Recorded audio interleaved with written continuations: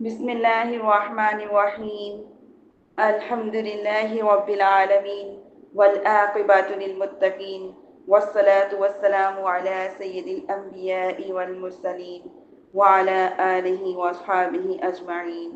قال الله تعالى في القرآن الكريم: أعوذ بالله من الشيطان الرجيم. بسم الله الرحمن الرحيم. وقرن في بيوتكن ولا تبرج الجاهلية الأولى وأقمنا الصلاة وآتينا الزكاة وأطعنا الله ورسوله إنما يريد الله ليذهب عنكم الرجس أهل البيت ويطهركم تطهيرا.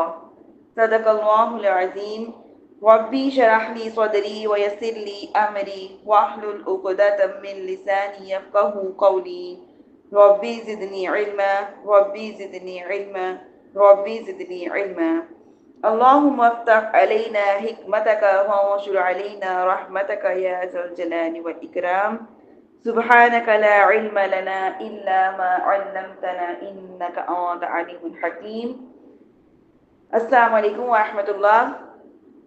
میری پیاری بہنوں، ابھی میں نے آپ کے سامنے سورۃ احزاب کی آیت نمبر 33 کی تلاوت فرمائی. اس کا ترجمہ سماعت کیجیے. اللہ تعالیٰ قرآن مجید میں ارشاد فرماتے ہیں کہ اپنے گھروں میں ٹھہری رہو اور قدیم جاہلیت کی طرح اپنا بناؤ سنگھار کی نمائش نہ کرو اور نماز پڑھتی رہو، زکوٰۃ دیتی رہو، اللہ اور اس کے رسول صلی اللہ علیہ وسلم کی اطاعت کرتی رہو اور رسول اللہ صلی اللہ علیہ وسلم کے گھر والوں. اللہ صرف یہ ارادہ فرماتا ہے کہ تم سے ہر قسم کی نجاست کو دور رکھے اور تم کو خوب صاف ستھرا اور پاکیزہ رکھے. فرماتے ہیں اس آیت میں جو لفظ استعمال ہوا کرن، یہ اصل میں جمع مؤنث امر حاضر کا صیغہ ہے. امر حاضر کہتے ہیں حکم دینے کو. فرماتے ہیں اس میں دو احتمال ہیں. ایک یہ ہے کہ یہ تو قرار سے بنا ہے اور اس صورت میں اس کا معنی ہوگا اے نبی کی بیویوں اپنے گھروں میں برقرار رہو اور بغیر شرعی ضرورت کے گھر سے باہر نہ نکلو. اور دوسرا احتمال یہ ہے کہ یہ وقار سے بنا ہے اور اس صورت میں اس کا معنی یہ ہے کہ اپنے گھروں میں سکونت پذیر اور بغیر شرعی ضرورت کے گھروں سے باہر نہ نکلو. لیکن اس کا حکم تمام مسلمان عورتوں کو شامل ہے اور کسی مسلمان عورت کے لیے شرعی ضرورت کے بغیر گھر سے باہر نکلنا جائز نہیں ہے. کل بھی یہ بات ہوئی تھی کہ ہم جتنی بھی باتیں پڑھ رہے ہیں یہ بیسک صرف اور صرف نبی کریم صلی اللہ علیہ وسلم کے ازواج مطہرات کے لیے نہیں ہے.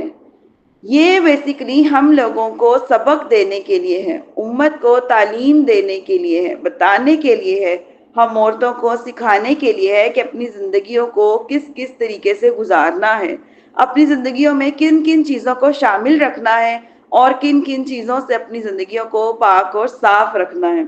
فرماتے ہیں حضرت عبداللہ بن مسعود رضی اللہ عنہ بیان فرماتے ہیں کہ عورت سراپا چھپانے والی چیز ہے، یعنی واجب الستر ہے. جب عورت گھر سے نکلتی ہے تو شیطان اس کو دیکھتا رہتا ہے. یہ ترمذی شریف کی بھی ہدایت ہے اور صحیح ابن حزیمہ کی بھی، صحیح ابن حبان کی بھی. فرماتے ہیں ابو موسیٰ رضی اللہ عنہ بیان فرماتے ہیں کہ نبی صلی اللہ علیہ وسلم نے فرمایا ہر آنکھ زانیہ ہے. جب عورت معطر ہو کر کسی مجلس سے گزرتی ہے تو وہ زانیہ ہے. یہ سنن ترمذی کی بھی ہدایت ہے، ابو داؤد کی بھی روایت ہے اور سنن نسائی کی بھی ہے، صحیح ابی حزیمہ کی بھی ہے، صحیح ابی حبان کی بھی ہے، مسترد کی بھی ہے اور سنن کبریٰ کی بھی ہے. یعنی کہ جب بھی کوئی عورت پرفیوم یا عطر لگاتی ہے اور وہ کسی غیر محرم کے آگے سے گزرتی ہے، ضروری نہیں ہے کہ غیر محرم صرف اور صرف گھر کے باہر ہی ہوں، ہمارے گھروں میں بھی غیر محرم موجود ہوتے ہیں. جیسے کہ ہمارے کوئی خالہ زاد بھائی یا کزن یا پھپھو زاد یا ہمارے کوئی اور رشتے جو جیسے خالو ہو گئے یا پھپھڑ ہو گئے، اس طرح کے جو رشتے ہوتے ہیں، ہمارے دیور ہو گئے، سسر ہو گئے، اس طرح کے جو رشتے ہیں جن کے ساتھ اللہ تعالیٰ نے نکاح کرنا جو ہے حلال قرار دیا ہے، وہ رشتے جن کے ساتھ پردہ کرنا ہمارے پہ واجب ہے، ضروری ہے، ان رشتوں کے سامنے یا کسی اور غیر آدمی کے سامنے ہم جب گزرتے ہیں اور ہم نے ہلکا سا بھی عطر یا پرفیوم لگایا ہو اور اس عطر یا پرفیوم کی خوشبو کوئی اور آدمی سن لے، کوئی غیر محرم سن لے، تو کیا ہو جاتا ہے، عورت کو زانیہ جتنا گناہ ہوتا ہے، یعنی وہ زانیہ ہو جاتی ہے، اور تب تک پاک اور صاف نہیں ہوتی جب تک کہ وہ زانیہ کی طرح غسل نہیں کر لیتی۔ اتنا سخت گناہ ہے کہ عورتوں کو کوئی بھی خوشبودار چیز، جیسے کہ اب گرمیوں کا موسم ہے، ہر عورت کو ہوتا ہے کہ اسمیل نہ آئے، پسینے کی اسمیل نہ آئے، پسینے کی اسمیل آ جائے وہ صحیح ہے، لیکن اب عورتیں اکثر یہ بھی کہتی ہیں ہم تو ایسا عطر یا پرفیوم استعمال کرتے ہیں جس کی خوشبو ہی نہیں آتی۔ آج کل پرفیوموں کی تو خوشبو ہوتی ہی نہیں، آج کل بھی پرفیوموں کی خوشبو ہوتی ہے۔ جیسے ہی کوئی ہم اپنا کوئی پرانا عبایا یا پرانا کوئی اسکارف یا پرانا کوئی سوٹ نکالتے ہیں اور اس کو جب کبھی اسمیل کرتے ہیں تو اس میں سے بھی اکثر پرفیوموں کی عطر کی خوشبو آتی ہے، اور ہم کہتے ہیں کہ ہم میں سے خوشبو نہیں آ رہی۔ بیسیکلی جو انسان پرفیوم لگاتا ہے اس کو خوشبو نہیں آتی، لیکن جب وہ ایک دم کسی کے سامنے جاتا ہے تو اس کو خوشبو آ جاتی ہے، یا کوئی بہت پاس سے گزرتا ہے، ایک دم پاس سے کوئی گزر جاتا ہے اس کو بھی اسمیل آ جاتی ہے۔ تو لہٰذا ان سب چیزوں سے بچنا چاہیے۔ آپ اگر پرفیوم لگانا چاہتے ہیں، عطر لگانا چاہتے ہیں، کیونکہ یہ سنت بھی ہے، اور جو زیادہ عطر لگاتا ہے، پرفیوم لگاتا ہے، اس کی دعائیں بھی قبول ہوتی ہیں، کیونکہ اللہ تعالیٰ خوشبو کو پسند فرماتے ہیں۔ اب یہاں پہ یہ بھی بات آ جاتی ہے، اگر ہم پرفیوم لگائیں گے تو وہ لگانا ہمارے لیے جائز نہیں ہے، اور اگر ہم نہیں لگاتے تو اللہ تعالیٰ کو بھی پسند ہے لگانا، تو کیا کریں؟ اس کی صورت یہ ہے کہ اپنے گھروں میں جب آپ کے ساتھ کوئی غیر محرم نہ ہو، کوئی کزن نہ ہو، کوئی دیور نہ ہو، کوئی سسر نہ ہو، کوئی محرم، صرف محرم رشتے، بیٹا ہو، بھائی ہو، باپ ہو، شوہر ہو، یہ چار رشتے بس، بیٹا، باپ، بھائی اور شوہر اگر موجود ہے گھر میں، پھر آپ عطر لگا سکتے ہو، پرفیوم لگا سکتے ہو، خوشبودار چیز لگا سکتے ہو، یا آپ صرف اپنی نماز والے اسکارف یا نماز والی چادر میں اپنا ہلکا سا عطر یا پرفیوم لگا لو جو صرف آپ کی حد تک محدود رہے، بس نماز کی حد تک محدود رہے، اور اللہ تعالیٰ سے جب دعائیں کرو یا قرآن پڑھو صرف اس حد تک محدود رہے۔ اس کے علاوہ کپڑوں میں یا ابایوں میں بالخصوص عورتوں کو بہت زیادہ عادت ہوتی ہے ابایوں میں کوئی خوشبو والی چیز لگانے کی، یا پھر ہم یہ جو آج کل ایک باڈی لوشن ایسے آ گیا جس کی بہت زیادہ خوشبو ہے، لائک آپ نے کوئی پرفیوم لگایا، تو ان چیزوں سے اوائڈ کریں، باہر جانے کے ٹائم بالخصوص اوائڈ کریں۔ تو کیا ہے کہ کنڈیشنز بھی میں نے آپ کے سامنے رکھ دی ہیں کہ ان صورتحال میں بس آپ لوگ عطر اور پرفیوم کا استعمال کر سکتے ہو، ادروائز جب آپ نے کسی شادی میں جانا ہے، کہیں باہر جانا ہے، کوئی مارکیٹ جانا ہے، پسینے کی اسمیل آ جائے کوئی بات نہیں، لیکن کم از کم آپ اس روایت سے بچ جائیں گی کہ جب کوئی عورت معطر ہو کر یعنی پرفیوم یا خوشبو والی چیز لگا کر کسی مسجد سے گزرتی ہے تو وہ زانیہ ہوتی ہے۔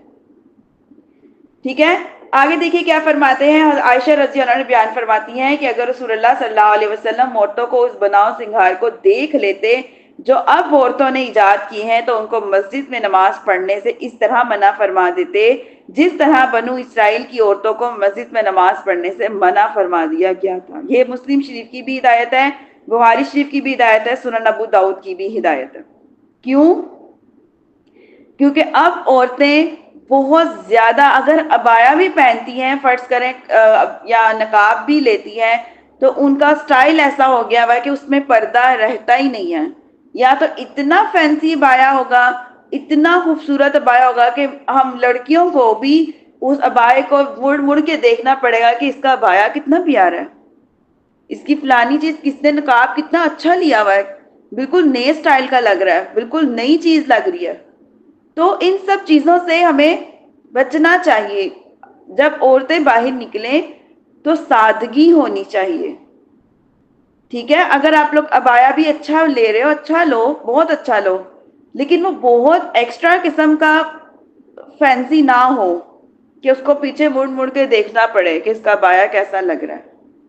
یہاں سے سادگی مراد ہے کہ اگر آپ باہر جا رہے ہو تو آپ اس طریقے سے جاؤ کہ آپ بس نارمل لگو، نہ بہت زیادہ وہ لگو کہ اس بیچاری کو پتہ ہی کچھ نہیں، نہ بہت زیادہ وہ لگو کہ آپ کو دیکھ کے لوگ کہیں کہ لگتا ہے کہ بہت سٹینڈرڈ ہے اس کا، جس طرح آج کل چل رہا ہے، جو ماحول چل رہا ہے اس کے مطابق۔ فرماتے ہیں حضرت ام حمید رضی اللہ عنہا فرماتی ہیں کہ میں نے عرض کیا یا رسول اللہ صلی اللہ علیہ وسلم، ہمارے شوہر ہم کو آپ کے ساتھ نماز پڑھنے سے منع کرتے ہیں اور ہم آپ کے ساتھ نماز پڑھنا چاہتی ہیں۔ رسول اللہ صلی اللہ علیہ وسلم نے فرمایا تمہارا گھروں میں نماز پڑھنا بیرونی کمروں میں نماز پڑھنے سے بہتر ہے، یعنی باہر والے کمروں میں نماز پڑھنے سے بہتر ہے، اور تمہارا باہر بیرونی کمروں میں نماز پڑھنا حویلیوں میں نماز پڑھنے سے بہتر ہے، اور تمہارا حویلیوں میں نماز پڑھنا جماعت کے ساتھ نماز پڑھنے سے زیادہ بہتر ہے۔ یہ حدیث جو ہے صحیح ابن حزیمہ کی بھی ہے، عجم الکبریہ کی بھی ہے، سنن الکبریہ کی بھی ہے۔ حضرت ام سلیمہ فرماتی ہیں کہ رسول اللہ صلی اللہ علیہ وسلم نے فرمایا عورتوں کی سب سے بہتر نماز وہ ہے جو گھر کے اندرونی حصے میں نماز پڑھی جائے۔ کبھی کبھی ایسا ہوتا ہے کہ ہم کہیں باہر چلے جاتے ہیں کسی گارڈن وغیرہ میں کہیں پہ، اور نماز کا وقت ہو رہا ہوتا ہے اور ہمیں فکر ہوتی ہے کہ اب ہم کیا کریں، ہماری تو نماز قضا ہو جائے گی، اور نماز قضا بھی نہیں کرنا چاہتے اور ہمارے پاس آپشن بھی نہیں ہے کیا کریں۔ تو اس صورت میں کیا کریں کہ آپ کوئی ایسی جگہ کا انتخاب کریں کہ اگر عورت سجدہ بھی کر رہی ہو تو کم از کم گزرتے ہوئے آدمی اس کو نہ دیکھیں، یا آپ بیٹھ کے نماز پڑھ لیں، کیونکہ عورتیں جب سجدہ کرتی ہیں تو پوری زمین میں لپٹ جاتی ہیں، اور عورت کا مطلب ہی ہے چھپنا، اور اگر نماز پڑھی ہے تو پھر اس کو بدرجہ اولا چھپنا چاہیے، کیونکہ کبھی وہ جھکتی ہے، کبھی وہ رکوع کرتی ہے، کبھی وہ سجدہ کرتی ہے، تو مناسب نہیں ہے کہ غیر محرموں کے سامنے، غیر آدمیوں کے سامنے وہ رکوع و سجود کرے۔ تو اگر کبھی ایسی سچویشن ہو جائے تو یا تو اپنی سواری میں، اپنی گاڑی وغیرہ میں نماز پڑھ لی جائے، اگر نہیں تو کسی ایسی جگہ کا انتخاب کیا جائے جہاں پہ کوئی آدمی وغیرہ نہ ہو، اور اگر وہ نہیں ہے تو بہتر ہے کہ کسی سائڈ میں ہٹ کے، کسی درخت وغیرہ کے نیچے سائڈ میں کہیں جا کے وہ آرام سے بیٹھ کے نماز پڑھ لے، لیکن باہر کہیں پہ بھی رکوع و سجود وغیرہ نہ کرے۔ یہ حدیث سے ہمیں پتہ چل گیا کہ فرمایا عورت کا اندر والی جگہ میں، کمروں میں، گھروں جیسی جگہوں میں نماز پڑھنا زیادہ بہتر ہے بجائے اس کے کہ وہ ادھر ادھر نماز پڑھے۔ لیکن اگر سچویشن نہیں ہے تو جماعت کے ساتھ نماز پڑھنے سے بھی زیادہ بہتر یہ ہے کہ حویلیوں میں پڑھے۔ کیوں اس کا ذکر کیا؟ کیونکہ عورت جب جماعت کے ساتھ نماز پڑھنے کی کوشش کرتی ہے تو وہ گھر سے نکلتی ہے، اور مسجد میں، ہر مسجد میں راستے الگ الگ نہیں ہوتے، کبھی کبھی ہم جو مین راستہ ایک ہی ہوتا ہے، دروازے الگ الگ کر دیے جاتے ہیں، تو آدمیوں کے بیچ میں سے گزر کے جانا پڑتا ہے، یعنی کہ ادھر سے وہ آدمی لیفٹ سائڈ سے آ رہا ہے، رائٹ سائڈ سے آ رہا ہے، اور اسٹریٹ جا رہی ہے، تو پتہ چلتا ہے یہ فلاں عورت نماز کے لیے آئی ہے، فلاں عورت نماز کے لیے آئی ہے، ایک پہچان سی ہو جاتی ہے، ایک نشانی سی بن جاتی ہے، تو اس چیز سے بچنا ضروری ہے۔ فرماتے ہیں اس آیت میں فرمایا گیا زمانہ جاہلیت کی طرح تبرج نہ کرو۔ تبرج کا بیسک معنی ہوتا ہے زینت اور خوبصورتی کا اظہار کرنا، عورت کا اپنے محاسن مردوں کو دکھانا، عورت کے مٹک مٹک کے چلنے کو بھی تبرج کہا جاتا ہے۔ کیا ہے کہ عورت جو ہے وہ جب باہر جاتے ہیں تو کیا ہوتا ہے، زیادہ تر 80% تو آدمی ہوتے ہیں نا، کسی مارکیٹ میں چلے جاؤ، مال میں چلے جاؤ، کہیں پہ بھی چلے جاؤ، یا اس کا کل ہم نے کیا پڑھا تھا کہ وہ اپنی بات کرے تو لچکدار انداز سے بات نہ کرے، اور اگر وہ چل رہی ہے تو اسٹریٹ فارورڈ چلے، کیونکہ عورت اٹریکشن کی چیز ہے، وہ اگر چلتی ہے تو بھی اٹریکٹ کرتی ہے، بولتی ہے تو بھی اٹریکٹ کرتی ہے، دیکھتی ہے تو بھی اٹریکٹ کرتی ہے، اور اگر وہ اگنور کرتی ہے، اگر وہ اگنور کری ہے تو بھی وہ لوگوں کو اٹریکٹ کرتی ہے۔ تو اس وجہ سے اللہ تعالیٰ نے عورت کا جو نام رکھا ہے اس کا مطلب یہ ہے کہ ستر، اور ستر کا مطلب ہے چھپنے کی جگہ، چھپانے کی جگہ۔ جیسے کہ ہمارے پاس بہت ہی کوئی قیمتی چیز ہے، زیادہ سے زیادہ عورتوں کے پاس قیمتی چیز اس کا سونا ہی ہوتا ہے، گولڈ کی کوئی چیز، ایئر رنگس لگا لیں فار ایگزامپل، اگر ہمارے پاس گولڈ کے ایئر رنگس ہیں تو ہم کیا کرتے ہیں، اس کو چھپا کے رکھتے ہیں نا، یہ تو نہیں کہ دروازے کے سامنے لٹکا دیتے ہیں، ہر آتا جاتا انسان دیکھے اس کے پاس سونے کی چیز پائی جاتی ہے۔ ایسا ہی ہوتا ہے، عورتوں کے پاس کوئی پیسے ہوتے ہیں، کوئی سونا ہوتا ہے، تو ہم لوگ اپنے سونے کی چیزوں کو کہاں رکھتے ہیں؟ چھپا کے رکھتے ہیں، گھر میں کسی نہ کسی ایسی جگہ میں رکھتے ہیں کہ کسی کو بھی پتہ نہ چلے کہ ہمارے پاس فلاں چیز پڑی ہے، فلاں چیز پڑی ہے۔ قیمتی چیزوں کو ایسے ہی رکھا جاتا ہے۔ اگر ہمارے پاس کوئی پیسے ہیں تو ہم عورتیں کیا کرتی ہیں، والٹ کی سب سے زیادہ اس جگہ میں رکھیں گی جس کی زپیں لگی ہوں کہ بھائی کہیں گر نہ جائیں. اگر بازار میں لے کے جاتی ہیں تو وہ بیگ لے کے جائیں گی کہ بھائی کہیں ہمارے پیسے گر نہ جائیں. یا اس کو نکالیں گی اگر آدمی کو دینے کے لیے تو چھپا کے نکالیں گی, کسی کے سامنے نہیں نکالیں گی کہ بھائی پیسے کسی کے سامنے نہیں نکالنے چاہیے. کہ قیمتی چیزوں کو چھپا کر رکھا جاتا ہے, اسی طرح عورت بھی قیمتی چیز ہے.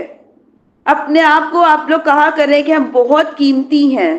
اللہ تعالیٰ نے ہمیں بہت اہمیت والا بنایا ہے, بہت خاص بنایا ہے, بہت خوبصورت بنایا ہے. ہر عورت بہت پیاری ہے, بہت خوبصورت ہے. اللہ تعالیٰ نے کسی کو بھی کسی سے کم نہیں بنایا. تو اپنی بیوٹی کو, اپنی اہمیت کو دوسروں سے چھپا کر رکھیں. جب انسان چھپ کر رہتا ہے, اپنے آپ کو, اپنی قیمتی چیزوں کو چھپا کر رکھتا ہے, تو وہ ہمارے نزدیک بہت اہمیت کا حامل ہوتا ہے.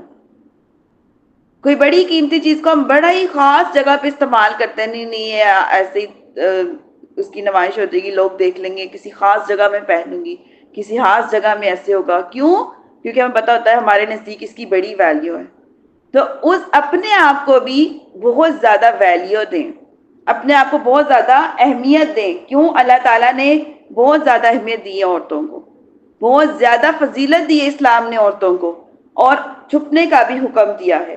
تو کیا ہے کہ اپنے آپ کو بھی چھپائیں جس طرح اللہ تعالیٰ نے حکم دیا ہے. امام ابن جریر نے نقل کیا ہے کہ حضرت آدم علیہ السلام حضرت نوح علیہ السلام کے درمیان 800 سال کا جو گیپ تھا, فرق تھا. ان کی عورتیں بدصورت اور مرد بہت خوبصورت ہوتے تھے. ان کی عورتیں مردوں کو اپنی طرف مائل اور راغب کرنے کے لیے بناؤ سنگار کرتی تھی, اور یہ قدیم جاہلیت ہے. آج کل بھی ایسا ہو رہا ہے. عورتیں جب آتی ہیں, سوشل میڈیا میں آتی ہیں, باہر آتی ہیں, یہ مالز میں آتی ہیں, یا ویسے ہی گھروں سے باہر نکلتی ہے. اب تو پاکستان میں بھی پتہ نہیں چلتا کہ عورت ہے یہ مسلمان ہے کہ نہیں ہے. یہ نہیں کہ ان کا گیٹ اپ جینز بن گیا ہے. جینز کو سمجھتی ہیں کہ ہم لوگ اس طرح کی ڈریسنگ کر لیں گے تو سمجھتی ہیں ہم بہت حسین و جمیل لگ رہے ہیں, ہم بہت اچھے لگ رہے ہیں. بال کھول لیں گے, الٹے سیدھے سٹائل بنا لیں گے, ویڈیوز بنا لیں گے, باہر چلے جائیں گے, کھا پی لیں گے. تو کیا ہے کہ اپنی زندگیوں کو کیا کر رہے ہیں؟ ضائع کر رہے ہیں. ہم نے کل بھی یہ پڑھا تھا کہ اس طرح انسان اپنی زندگیوں کو ضائع کرتا ہے. اور یہ ساری چیزیں انسان کو ماڈرن نہیں بناتی, جاہل بناتی ہیں. یہ ساری بات ابھی حدیث کو سامنے رکھتے ہوئے سامنے آ گئی کہ یہ ساری چیزیں زمانے جاہلیت کی ہیں. اور جاہل کسے کہا جاتا ہے؟ جس کو علم نہ ہو. تو کسی کو بھی اگر ہم اس طرح سے دیکھیں تو اس کو یہ نہ کہیں کہ یہ ماڈرن لگ رہی ہے, اس کو کہیں کہ یہ جاہل لگ رہی ہے. کتنی جاہل عورت ہے یہ, یا کتنی جاہل لڑکی ہے یہ. کبھی بھی اس کو اس لباس میں اس کی خوبصورتی کی تعریف نہ کریں. کیوں؟ کیونکہ اگر آپ اس لباس میں اس لڑکی کی خوبصورتی کی تعریف کریں گے تو اللہ تعالیٰ روز قیامت آپ کی اس تعریف کو گواہ بنا لیں گے. اور جو جس کو پسند کرتا ہے, اللہ فرماتے ہیں پھر اس کے ساتھ ہی اٹھایا جاتا ہے. نبی کریم صلی اللہ علیہ وسلم کی حدیث ہے, جو جس کو پسند کرتا ہے وہ روز قیامت اسی کے ساتھ اٹھایا جائے گا. اور اگر تم کسی برائی کو ہوتے ہوئے دیکھو تو اس کو اپنے ہاتھ سے روک دو. اگر ایسا بھی نہیں کر سکتے تو زبان سے روک دو. اور اگر ایسا بھی نہیں کر سکتے تو اس کو دل میں برا جانو, اور ایمان کا سب سے کم درجہ ہے. تو اگر آپ کسی ایسی لڑکی خاتون کو دیکھ رہے ہیں تو اس کی برائی کو اپنے دل میں لائیں کہ اس کو ذرا بھی پتہ نہیں ہمارے اللہ نے کیا فرمایا ہے, ہمارا اسلام کیا حکم دے رہا ہے, اللہ تعالیٰ نے عورتوں کو کس طرح رہنے کا حکم دیا ہے. اگر آپ اس کی برائی میں کہیں گے واقعی سوٹ کر رہا ہے, اچھا لگ رہا ہے, اس کا سٹائل اچھا لگ رہا ہے, اس کی ڈریسنگ اچھی لگ رہی ہے, تو ایک تو وہ تو خود گناہگار ہے ہی, اور آپ کا اس کے ساتھ لین دین بھی نہیں, لیکن اس کو اچھا سمجھنے کی وجہ سے, یعنی کہ اس کو لباس کو اچھا سمجھنے کی وجہ سے آپ بھی اس کے ساتھ اس کے گناہ میں شمار ہو جائیں گے. تو لہٰذا اگر کبھی بھی ایسا ہو تو اپنے دل میں ان لڑکیوں کو, ان عورتوں کو ضرور یہ بات کہو کہ ان کو کیا علم نہیں ہے کہ اللہ پاک نے کیا حکم دیا. میں اس کے اخلاق اور کردار کی بات نہیں کر رہی, آپ اس کو کچھ بھی نہ کہیں, لیکن صرف اس کے لباس کو کہیں کہ اللہ تعالیٰ نے حکم نہیں دیا. تو ایسا لباس پہن کے گناہگار ہو رہی ہے۔ آگے دیکھیے، اکرمہ نے حضرت ابن عباس سے روایت کی ہے کہ حضرت نوح اور حضرت ادریس علیہ السلام نے فرمایا، حضرت نوح اور حضرت ادریس علیہ السلام کے درمیان 1000 سال کا عرصہ تھا۔ حضرت آدم علیہ السلام کی نسل سے ایک گروہ میدانوں میں رہتا تھا اور ایک گروہ پہاڑوں میں رہتا تھا۔ کچھ لوگ میدانوں میں رہتے تھے، کچھ لوگ پہاڑوں میں رہتے تھے۔ سال میں صرف ایک دفعہ ان کی عید ہوتی تھی اور وہ اس عید میں ایک دوسرے سے ملاقات کرتے تھے۔ ایک مرتبہ عید کے موقع پر ایک گروہ نے دوسرے گروہ پر حملہ کر دیا اور ان میں فواحش کا ظہور ہوا، اور یہ جاہلیت اولا ہے۔ جیسے ایک دم جنگیں شروع ہو جاتی ہیں، ایک دم حملے شروع ہو جاتے ہیں، جب باہر نکلتے ہیں تو کچھ پتہ نہیں، عورتیں ٹکرا رہی ہیں مردوں سے، مرد ٹکرا رہے ہیں عورتوں سے، تو سمجھ نہیں آ رہی ہوتی کہ کیا ہو رہا ہے۔ فرماتے ہیں، عامر سے روایت ہے کہ حضرت عیسیٰ علیہ السلام اور ہمارے نبی صلی اللہ علیہ وسلم کے درمیانی عرصے کو جاہلیت اولا کہا جاتا ہے۔ نبی کریم صلی اللہ علیہ وسلم جب اس دنیا میں تشریف لائے، اس سے پہلے جو دور چل رہا تھا وہ سارا جاہلیت کا دور چل رہا تھا۔ کیوں؟ لوگ کفر میں آ گئے تھے، اللہ تعالیٰ کے ساتھ شریک ٹھہرانا شروع ہو گئے تھے، اللہ تعالیٰ کو تو ایسے جیسے وہ بھول ہی گئے تھے کہ ہمارے پچھلے جو نبی آئے تھے انہوں نے کیا حکم دیا ہے، جو کتابیں آئیں پہلے، تورات، زبور، انجیل، ان میں اللہ نے کیا احکامات دیے، بالکل سب کچھ ختم ہو گیا تھا۔ معمور فرماتے ہیں کہ میری حضرت ابوذر رضی اللہ عنہ سے زبدہ میں ملاقات ہوئی اور ان پر ایک حلہ تھا، ان کے علاوہ بھی ایک حلہ تھا۔ میں نے ان سے اس کا سبب پوچھا، انہوں نے کہا کہ میں نے ایک شخص کو برا کہا اور اس کو اس کی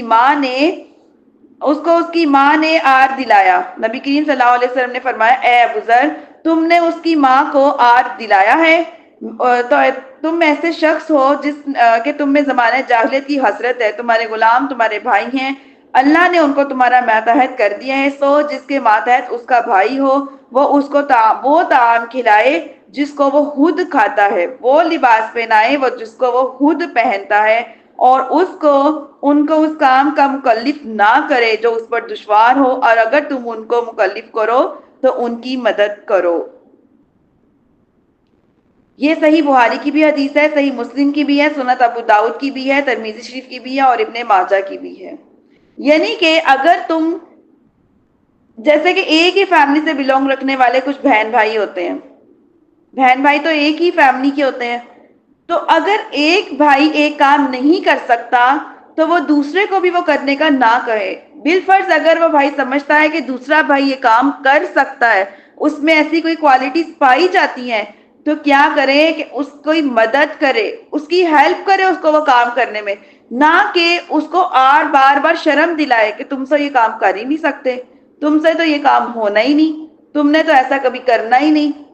جیسا کہ ہمارے ماحول میں یہ چیز آج کل بہت زیادہ شامل ہے کہ اگر ہم سے کوئی کام نہیں ہوتا تو ہم اپنی برائیوں کو، یعنی اپنے اندر کی کمیوں کو چھپانے کے لیے دوسروں کی کمیوں کو زیادہ واضح کر کے شمار کرتے ہیں، زیادہ واضح کر کے اس کا اعلان کرتے ہیں کہ اس سے تو یہ کام ہونا ہی نہیں، اس نے تو کبھی کرنا ہی نہیں، لیکن ہم ہی بس یہ بات جانتے ہیں کہ کام ہم بھی نہیں کر سکتے۔ تو فرمایا ایسا نہ کرو۔ یہ جاہلیت کے دور میں ایسا ہوتا تھا، زمانہ جاہلیت میں دنیا ایسے کرتی تھی، اپنی کمیوں کو چھپانے کے لیے دوسروں کی کمیوں کو زیادہ ظاہر کر کے ظاہر کرتی تھی، اعلانیہ کرتی تھی کہ بھائی یہ کام یہ فلاں انسان نہیں کر سکتا۔ تو نبی کریم صلی اللہ علیہ وسلم نے کیا فرمایا کہ تمہارے غلام تمہارے بھائی ہیں، اللہ نے ان کو تمہارا ماتحت کیا ہے، تو تم کیا کرو، اپنے بھائی کے ساتھ ایسا ہی کرو کہ جو تم خود کرتے ہو وہ ان کو کرنے کو کہو۔ اگر ہمارے گھر کوئی میڈ آتی ہے، کوئی کام والی ہے، کوئی لڑکا ہے، کوئی آدمی ہے، کچھ بھی ہم نے رکھا ہے، تو ہم اس کو بھی مشکل ترین کام کبھی کبھی کہہ دیتے ہیں، سارا دن نان سٹاپ وہ کام کرتے رہتے ہیں، گدھوں کی طرح کام کرتے رہتے ہیں، لیکن کبھی ہمیں ترس نہیں آتا کہ ہم ان کو بھی کہیں کہ بھئی تم بھی تھوڑا آرام کر لو، یا اگر 1-2 گھنٹہ اگر وہ سارا دن کے کام کر کے بیٹھ جاتے ہیں تو دماغ میں وہی کھٹک رہے ہوتے ہیں کہ اتنی دیر سے بیٹھی ہے، اس نے کام نہیں کیا، ابھی تو فلانا کام ہونے والا ہے، فلانی ڈسٹنگ ہونے والی ہے، کچن کا یہ کام پڑا ہے، تو بھائی ان کو بھی انسان سمجھیں۔ کیوں؟ کیونکہ اللہ تعالیٰ نے فرمایا ہے کہ اگر ان کے ساتھ بھی وہی سلوک کرو جو تم اپنے ساتھ کرتے ہو، انہیں بھی بچا کچا کھانا نہ دو، اگر کھانا اچھا بنایا اس کو بھی اتنا ہی کھانا دو، اچھا لباس پہنتے ہو اس کو بھی اسی طرح کا لباس پہناؤ، ٹھیک ہے؟ اور کیا ہے کہ وہی کام اس سے جو کام اس کے لیے دشوار ہے وہ اس کو کرنے کو نہ کہو، اور اگر کہہ بھی دیا ہے تو لہٰذا اس کی مدد تو کرو، اس کو بار بار آر تو نہ دلاؤ کہ تم سے تو ہوتا ہی نہیں، تم سے تو یہ کام ہونا ہی نہیں۔ تو یہ سب چیزیں زمانہ جاہلیت کی ہیں۔ فرماتے ہیں ابو ہریرہ رضی اللہ عنہ بیان کرتے ہیں کہ رسول اللہ صلی اللہ علیہ وسلم نے فرمایا میری امت میں 4 خصلتیں زمانے جاہلیت کی ہیں۔ دیکھیے گا ذرا کون کون سی خصلت ہے جس کو لوگ ہرگز ترک نہیں کر سکتے۔ ایک ہے نوحہ کرنا، جیسے لوگ اتنا اتنا پیٹتے ہیں، اتنی اتنی آوازیں نکال کے اتنا وہ، جیسے کہ شیعہ لگا لیں جو کس طرح سے نوحہ کرتے ہیں، یا لوگ اتنا بڑا بڑا اونچی آواز سے بین کرتے ہیں، یا اس طرح کی چیزیں۔ ایک ہے حسب اور نسب میں طعن کرنا، حسب میں بھی اور نسب میں بھی۔ اور کیا ہے مرض کو از خود معتدی یقین کرنا، کہ ایک اونٹ کو خارش ہوئی تو گمان کرنا اسے دوسرے اونٹ کو بھی خارش ہو گئی۔ پہلے اونٹ میں خارش کس نے پیدا کی؟ جیسے کہ اب ہمارے معاشرے میں، ہمارے گھروں میں ماحول ہے، ایک بچے کو فلو ہوتا ہے، نزلہ زکام ہوتا ہے، تو ہمارے یقین بن جاتا ہے کہ اس کے جمز دوسرے کو لگنے ہیں، اس کو بھی نزلہ ہو جانا ہے، پھر ہم کہیں گے اس کو ہوا ہے تو تیسرے کو بھی ہو جائے گا۔ غرض یہ کہ جب تک پورے گھر والوں کو فلو نہیں ہوگا تب تک کیا ہوگا، انسان صحیح نہیں ہو سکتا۔ یہ ہمارا ایک یقین بن گیا ہوا ہے۔ اور پھر کیا ہوتا ہے، ہوتا بھی ایسے، ہمیں ایسا ہی ہوتا نظر آتا ہے، ایک سے دوسرے کو، دوسرے سے تیسرے کو۔ تو ہم لوگ یہ بات کیوں نہیں سمجھتے کہ پہلے انسان کو فلو کیسے ہوا، بھائی اس کو نزلہ کیسے ہوا؟ اس کو نزلہ بھی تو اللہ تعالیٰ کے حکم سے ہی ہوا نا، کہ ہر کام، ہر بیماری، ہر مسئلہ، ہر پریشانی صرف اور صرف اللہ تعالیٰ کے حکم سے آتی ہے۔ اگر اللہ تعالیٰ کا حکم نہیں ہوگا تو ایک انسان سے دوسرے انسان کو فلو نہیں ہوگا، اس کو وہ جمز نہیں لگیں گے۔ ہاں احتیاط آپ کرو، ضروری ہے، میڈیکلی اعتبار سے اچھی چیز ہے، احتیاط کرنی چاہیے، لیکن اس کا ایک یقین ذہن میں بٹھا لینا کہ نہیں بھائی اب تو ایسا ہونا ہی ہے، دوسرے کو تو ہونا ہی ہونا تھا۔ جیسے کہ یہاں پہ نبی کریم صلی اللہ علیہ وسلم نے کیا فرمایا کہ ایک اونٹ کو خارش ہوتی ہے تو انسان گمان کر لیتا ہے اب دوسرے اونٹ کو پہلے والے سے خارش ہو گئی ہے۔ جیسے کہ میں آپ کو ایک یہاں پہ بتاتی ہوں، مجھے نام یاد نہیں ہے، ایک چلے اللہ والے لگا لیں، ایک اللہ والے تھے، طاعون کی بیماری پھیل گئی کافی۔ ایک اللہ والے تھے، ان کے منہ میں چھالے بن گئے، گلٹیاں بن گئیں۔ طاعون کی بیماری میں منہ کے اندر گلٹیاں بن جاتی تھی، جو کافی موٹی سی بن جاتی ہے نا، منہ کے اندر بن جاتی تھی، اور بہت بہت عرصے تک ٹھیک نہیں ہوتی تھی، وہ لوگ اس سے مر جاتے تھے۔ ایک دفعہ ایک اللہ والوں کو منہ کے اندر اس طرح سے گلٹیاں بن گئی، انہوں نے شہر کے بڑے بڑے بڑے طبیب کو بلایا اور کہا کہ میرے منہ میں کافی گلٹیاں سی بن گئی ہیں جو صحیح نہیں ہو رہی۔ انہوں نے فرمایا، طبیب نے کہا کہ آپ کو بھی لگ رہا ہے کہ طاعون کی بیماری ہو گئی ہے۔ انہوں نے کہا یہ تو ہو ہی نہیں سکتا کہ مجھے طاعون کی بیماری ہو، کہ کیوں نہیں ہو سکتا، یہ تو ہو گیا، آپ کے سامنے ہی گلتی ہیں، اب یہ کیسے، اب یہ آہستہ آہستہ آہستہ ٹھیک ہوں گی، اللہ نے چاہا تو آپ کو زندگی دیں گے، اللہ نے چاہا تو نہیں دیں گے، کیونکہ طاعون سے دنیا ختم ہو رہی تھی جیسے ہمارے یہ کرونا میں ہو رہی تھی۔ خیر وہ طبیب چلا گیا، کیونکہ وہ اللہ والوں کو تو یقین ہی نہیں تھا اس پہ، انہوں نے کہا تھا کہ نہیں ایسا مجھے طاعون نہیں ہو سکتا، مجھے دنیا کی کوئی بھی بیماری لگ سکتی ہے لیکن مجھے طاعون نہیں ہو سکتا۔ خیر وہ طبیب واپس چلے گئے، انہوں نے، وہ بزرگوں نے کیا کیا، انہوں نے کہا کہ میں خود ہی اس کا علاج کر لیتا ہوں۔ انہوں نے کالی مرچ لی، اس کو پیسا، اس کو پانی کے ساتھ استعمال کیا، 2 سے 3 دنوں میں ان کی گلٹیاں ٹھیک ہو گئیں۔ کیا ہو گئی؟ گلٹیاں ٹھیک ہو گئی، منہ بالکل ٹھیک ہو گیا۔ انہوں نے بھیجا کسی کو، جاؤ اس طبیب کو بلا کے لاؤ۔ وہ طبیب کو بلا کے لائے، انہوں نے، اللہ والے نے کہا کہ دیکھو میرا منہ چیک کرو ذرا۔ اس طبیب نے چیک کیا، انہوں نے کہا آپ کا تو منہ بالکل ٹھیک ہو گیا، ابھی تو پرسوں جو تو میں جب آیا تھا تو آپ کے منہ پہ کافی گلٹیاں تھی، کس طریقے سے ٹھیک ہوئی، کیا کیا آپ نے؟ فرمایا میں نے تمہیں کہا تھا کہ مجھے طاعون نہیں ہو سکتا، باقی مجھے چاہے دنیا کی کوئی بھی بیماری ہو جائے۔ طبیب نے کہا آپ نے کیا کیا ہے اور آپ کو اتنا یقین کیوں ہے کہ آپ کو طاعون نہیں ہو سکتا؟ ان اللہ والوں نے فرمایا کہ نبی کریم صلی اللہ علیہ وسلم کی حدیث ہے، جب کوئی انسان کسی انسان کو مصیبت میں یا تکلیف میں مبتلا دیکھے اور یہ دعا پڑھے، الحمدللہ الذی عافانی مما ابتلاک بہ وفضلنی علی کثیر ممن خلق تفضیلا، جب کوئی مسلمان کسی کو مصیبت یا بیماری میں دیکھے، خواہ وہ دنیاوی اعتبار سے ہو یا جسمانی اعتبار سے ہو یا کسی بھی اعتبار سے ہو، وہ یہ دعا کو پڑھ لے تو کبھی بھی وہ بیماری، وہ تکلیف، وہ آفت، وہ پریشانی اس انسان کی زندگی میں نہیں آ سکتی۔ تو میں نے نبی کریم صلی اللہ علیہ وسلم کی حدیث پر عمل کرتے ہوئے اس دعا کو پڑھ لیا، جس کی وجہ سے مجھے یقین تھا کہ میرے نبی ہمیشہ سچ فرماتے ہیں، ان کی احادیث پر مجھے یقین تھا، تو مجھے یقین تھا کہ مجھے کبھی تعاون نہیں ہو سکتا۔ ایسے ہی ایک انسان، اس حدیث سے میں آپ کو بتا رہی ہوں کہ کوئی انسان یہ یقین رکھ لے کہ ہر بیماری، ہر آفت، ہر تکلیف، کچھ بھی صرف اللہ تعالیٰ کے حکم سے ہوتا ہے، یہ یقین رکھ لے، کیونکہ یہ یقین رکھنا کہ ایک سے دوسرے کو، دوسرے سے تیسرے کو، یہ زمانے جاہلیت کی چیزیں ہیں، کیونکہ نبی کریم صلی اللہ علیہ وسلم نے فرما دیا کہ میری امت کی 4 خصلتیں ایسی ہیں جس کو لوگ ہرگز نہیں چھوڑ سکتے، اور اس میں یہ بھی ایک خصلت پائی جاتی ہے۔ ٹھیک ہے، فرماتے ہیں چوتھی کیا ہے کہ ستاروں کے سبب سے بارش کو گمان کر لینا، اور یہ کہنا کہ فلاں فلاں ستارے کی وجہ سے بارش ہوئی۔ یہ سنن ترمیزی کی بھی حدیث ہے۔ فرماتے ہیں علامہ ابو بکر محمد بن عبداللہ فرماتے ہیں یہ گناہ کام ہے، یہ کام گناہ ہے، اور میری امت کے لوگ ان کاموں کو حرام جاننے کے باوجود کرتے رہیں گے۔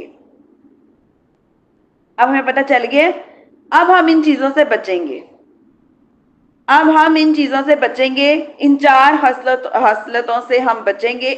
حسب نسب میں کسی کو بھی کوئی طعنہ نہیں دیں گے۔ اس کا مطلب یہ ہوتا ہے کہ جیسے کہ ہم کسی کو کچھ کہنا، کوئی برا بھلا کہنا ہو، کسی پہ بہت غصہ چڑھا تو کہیں گے اس کے تو بڑے بھی ایسے ہی کرتے تھے، اس کے بڑوں میں بھی یہی مسئلے تھے جو آج تک آل اولاد میں یہ مسئلے چل رہے ہیں، یا اس کے بڑوں میں بھی کبھی یہ چیز آئی نہیں تھی، یا اس کا تو پورا پیچھے سے جو دادا پر دادا سے لے کے آج تک جو ہے ان کے اندر غصہ بہت پایا جاتا ہے، ان کے اندر بدتمیزی بہت پائی جاتی ہے، ان کے اندر کنجوسی بہت پائی جاتی ہے، یا ان کے اندر تو کسی مہمان کا ادب احترام ہی نہیں پایا جاتا۔ تو یہ ساری چیزیں ہیں کہ حسب نسب میں طعن کرنا، یہ اس سے منع فرمایا ہے۔ ارادہ کریں کہ آج کے بعد یہ ساری چیزیں آپ نہیں کریں گے، کیونکہ یہ زمانے جاہلیت کی چیزیں ہیں، یہ حرام جاننے کے باوجود بھی لوگ اس کو کرتے رہیں گے، تو یہ غلط ہے۔ نبی کریم صلی اللہ علیہ وسلم نے فرمایا یہ غیب کی خبریں دی گئی ہیں جن کا انبیاء کے سوا کسی اور کو علم نہیں ہے، اور آپ صلی اللہ علیہ وسلم کی دی گئی تمام خبروں کو حق ہونا ظاہر ہو گیا کہ واقعی آج کل یہی کچھ ہو رہا ہے۔ کیا ہے؟ سب سے پہلے نوحہ کرنا، اس کو بھی غلط جانے، حسب نسب میں طعن کرنا، ارادہ کریں آج کے بعد کسی کو بھی ایسا نہیں کہیں گے، کوئی آپ کو کہہ دے اس کو دل میں فوراً برا جانے تاکہ آپ اس چیز سے بری ہو جائیں۔ اپنے آپ کو بچانا ہے ہر چیز سے، ہر برائی سے، کہیں ہمارا شمار ان میں نہ ہو جائے۔ جس نے بھی مائک آف کیا ہے، آن کیا ہے، پلیز بند کر دیں۔ تیسری چیز کیا ہے کہ کوئی بھی بیماری ہے وہ اللہ تعالیٰ کی طرف سے ہے، اس کو یہ نہیں جانا اس سے اس کو لگی، اس سے اس کو لگی، ایسا نہیں ہے۔ جو دعا میں نے بھی آپ کو بتائی اس دعا کو آپ یاد کر لیں، جن کو یاد ہے ویل اینڈ گڈ، اس کا اہتمام کریں، اور جن کو نہیں یاد وہ یاد کر لیں، تاکہ زندگی میں کبھی بھی کسی کو کسی تکلیف میں دیکھیں تو اللہ تعالیٰ وہ تکلیف آپ سب میں نہ آئے، اس کو محفوظ رکھیں۔ اور بسم اللہ الذی لا یضر مع اسمہ شیء فی الارض ولا فی السماء وهو السمیع العلیم، اس دعا کو بھی صبح شام 3 دفعہ پڑھ لیں تو اللہ تعالیٰ آپ کو ہر قسم کی برائی سے، ہر قسم کی دنیاوی تکلیف سے اللہ تعالیٰ محفوظ رکھیں گے۔ جب حفاظت اللہ تعالیٰ کی ہو تو اللہ تعالیٰ ہر درجہ حفاظت فرماتے ہیں، انسان ہر تکلیف سے بچ جاتا ہے۔ چوتھی بات کیا ہے کہ ستاروں کے سبب سے بارش کو گمان کرنا، کہ فلاں فلاں ستارے کی وجہ سے بارش ہوئی، ان چیزوں کو بھی دماغ سے نکال دیں۔ کبھی کبھی ایسا ہوتا ہے کہ یہ جو محکمہ موسمیات والے ہوتے ہیں یہ اعلان کر دیتے ہیں جی بارش ہونے والی ہے، یہ کر لے وہ کر لے، اتنا شور ڈال دیتے ہیں کہ بیچاری بارش ہوتی ہوتی رک جاتی ہے، اور انسان ہم لوگ خوش ہو رہتے ہیں گھروں میں، ابھی موسم چیک کر رہے ہوتے ہیں بار بار، آج اتنا ٹیمپریچر ہے، آج اتنا ٹیمپریچر ہے۔ سم ٹائم ٹیمپریچر کم ہوتا ہے اور ہمیں گرمی زیادہ محسوس ہو رہی ہوتی ہے، سم ٹائم ٹیمپریچر بہت زیادہ ہوتا ہے اور ہم سمجھ رہتے ہیں شاید باہر موسم بہت اچھا ہے، اندر گرمی نہیں ہے. تو اس وجہ سے ان ساری چیزوں پہ اتنا اعتبار نہیں کرنا چاہیے. یہ جو کچھ بھی ہے، موسم ہے، کچھ بھی ہے، بارش ہے، بادل ہے، ہوا ہے، دھوپ ہے، صرف اللہ تعالی کی طرف سے ہے. وہ جب چاہے جہاں چاہے ہوائیں ٹھنڈی چلا دیتا ہے. اور کبھی کبھی ہمیں سردیوں میں بھی گرمی لگتی ہے، دھوپ چبھتی ہے، اور کبھی کبھی گرمیوں میں بھی اللہ تعالیٰ کبھی بیٹھے بیٹھے ایسی ٹھنڈی ہوائیں چلاتا ہے کہ ہمیں سردی لگنے لگ جاتی ہے. تو ہر چیز جو ہے وہ صرف اور صرف اللہ تعالیٰ کے اختیار میں ہے. فرماتے ہیں کہ حضرت عائشہ آیت میں فرمایا اللہ تعالیٰ نے کہ اے نبی کی بیویوں تم اپنے گھروں میں ٹھہری رہو. اس پر یہ اعتراض ہوتا ہے کہ حضرت ام المؤمنین حضرت سیدنا عائشہ صدیقہ رضی اللہ عنہ نے جنگ جمل میں مسلمانوں کی قیادت کی اور آپ اپنے گھر سے نکلی. یہ بظاہر حکم جو ہے اس آیت کے خلاف ہے. جیسے اللہ نے فرمایا نبی کی بیوی اپنے گھروں میں ٹھہری رہو، تو حضرت عائشہ رضی اللہ عنہ جو ہے وہ جنگ جمل میں کیسے چلی گئی؟ فرماتے ہیں رافضیوں نے حضرت ام المؤمنین حضرت عائشہ صدیقہ رضی اللہ عنہ پر طعن کرنے کی یہ آیت سے استدلال کیا ہے. حالانکہ کہ حضرت عائشہ رضی اللہ عنہ کا دامن ہر طعن سے، داغ سے بری اور صاف ہے. حضرت عائشہ رضی اللہ عنہ پہلے حج کرنے کے لیے مدینہ منورہ سے مکہ مکرمہ گئیں، پھر وہاں سے بصرہ گئیں اور اسی جگہ جنگ جمل ہوئی. رافضیوں نے کہا ہے کہ اللہ تعالیٰ نے نبی صلی اللہ علیہ وسلم کے ازواج کو یہ حکم دیا تھا کہ وہ اپنے گھروں میں رہیں اور گھروں سے باہر نہ نکلیں، اور حضرت عائشہ نے اس حکم اور اس کی معاملت کی مخالفت کی. یہ ان کا اعتراض ہے.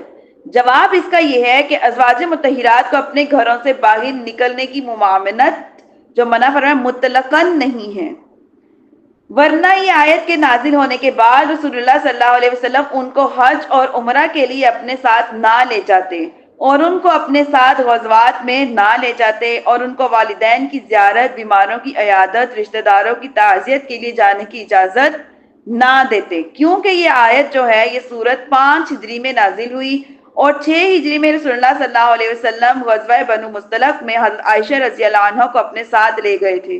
اور اسی سال واقع افق کے بعد آپ صلی اللہ علیہ وسلم نے حضرت عائشہ صدیقہ رضی اللہ عنہ کو اپنے والدین سے ملاقات کرنے کے لیے ان کے گھر جانے کی بھی اجازت دی تھی.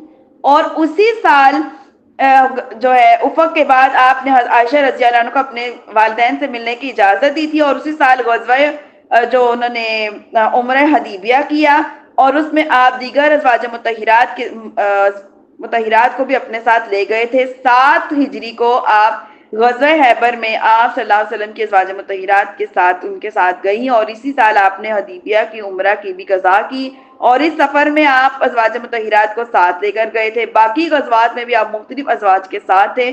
10 ہجری میں آپ حجۃ الوداع میں تمام ازواج مطہرات کو ساتھ لے کر گئے. اس تفصیل سے معلوم ہوتا ہے کہ ازواج مطہرات کو مطلقاً گھر سے باہر نکلنے کی اجازت نہیں ہے.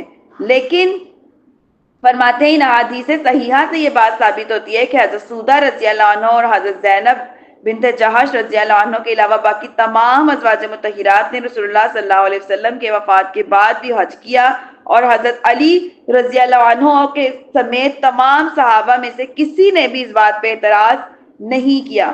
حضرت ابو ہریرہ رضی اللہ عنہ روایت کرتے ہیں کہ رسول اللہ صلی اللہ علیہ وسلم نے حجۃ الوداع کے سال اپنی ازواج مطہرات سے فرمایا یہ تمہارا حج ہے، اس حج کے بعد تم اپنے گھروں میں منحصر رہنا.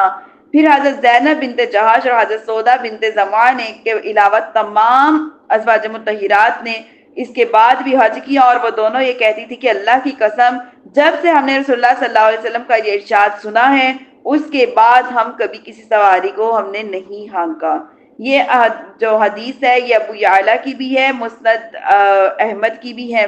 اس حدیث صحیح سے وارد ہوتا ہے کہ نبی صلی اللہ علیہ وسلم نے اس آیت کے نازل ہونے کے بعد ازواج مطہرات سے فرمایا تم کو ضرورت کی بنا پر گھر سے نکلنے کی اجازت ہے. یہ صحیح بخاری کی حدیث ہے، صحیح مسلم کی بھی حدیث ہے. اس حدیث سے معلوم ہوتا ہے کہ ازواج مطہرات کو جو گھروں میں ٹھہرنے کا حکم دیا گیا ہے اس سے مقصود یہ ہے کہ ازواج مطہرات کو باقی خواتین سے امتیاز حاصل رہے کہ ازواج مطہرات اکثر اور غالب اوقات اپنے گھروں میں رہیں، ان کا راستوں، بازاروں، لوگوں کے گھروں میں آنا جانا نہ ہو اور یہ اس کے منافی نہیں ہے. وہ حج کے لیے گھر سے باہر نکلیں یا کسی دینی مصلحت کی بنا پر یا ستر اور حجاب اور وقار کے ساتھ گھر سے باہر نکل سکتی ہیں. اب یہ نہیں ہے کہ عورتوں کو بالکل بھی گھر سے باہر جانے کی اجازت نہیں ہے، تو پھر کیا کہیں گے کہ دین تو بہت سخت ہے۔